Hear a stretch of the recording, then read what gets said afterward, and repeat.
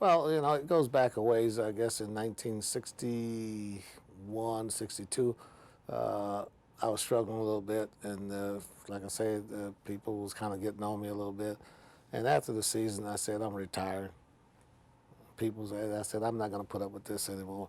And the guys, my teammates, what? You what? I said, yeah. So they brought me a lunch pail my last game and says, good luck in your new job. And naturally, I came back.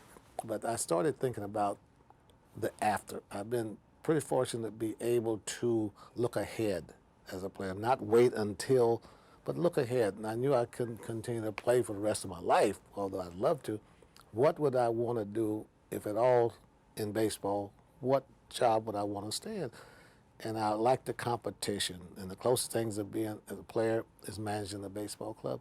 I prepared myself to where I would be ready, I thought, if the opportunity came along. But this happened kind of, I guess, when they say something is supposed to happen, I was with the Angels. So I'm there the first year, and the second year, they put me up on waivers. So Cleveland claimed me.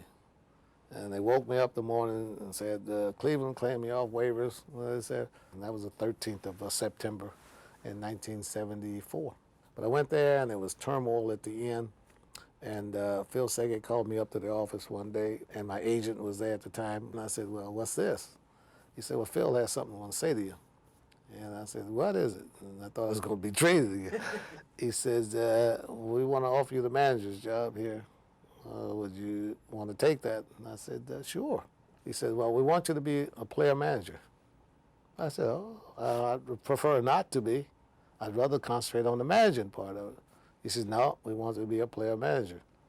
I said, okay, but on one condition. I said, I'm going to manage the ball club first. Then I'm going to handle Frank Robinson, the player, second, just like any other manager would handle him. I said, I'll play when I feel like I should play. Whatever. He said, okay. So I said to myself, look at my agent, he says, he says, wait a minute, let's go out here in the hallway and talk. So we go out in the hallway. He says, hey, look, you want to manage or not? I said, yeah. He says, well, here's the opportunity. Because if you close the door here, who knows? And I said, if I hadn't taken this job, who knows when the door would open again? Because they could point to it, hey, we offered one of the most qualified minorities in baseball this opportunity to manage, and he refused.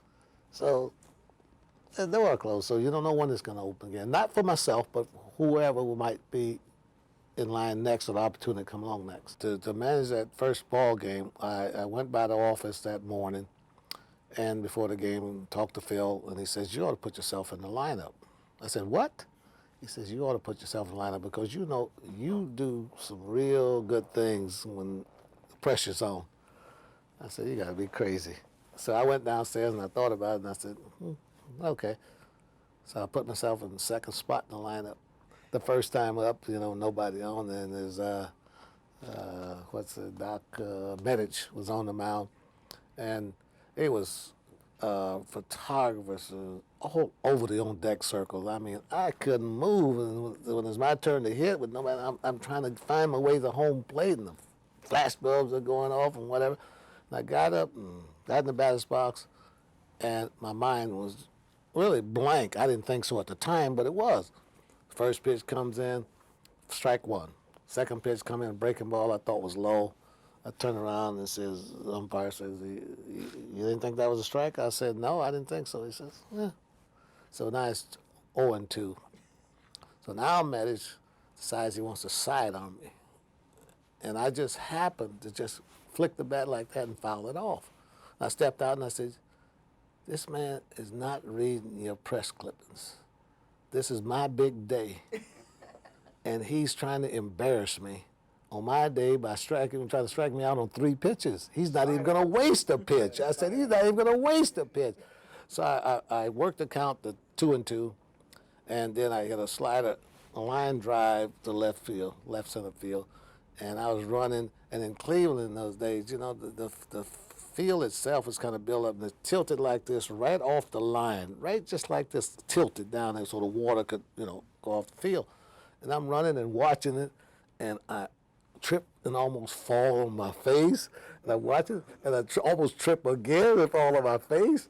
And I finally got my legs under me, and I went around the ball to go get over, clear the fence, and I'm running around, and I get to third base, and Dave Garcia, third base coach, laughing. I'm coming home, and I see the guys out there, and that kind of dawns on me what has happened, because I was just running around the base.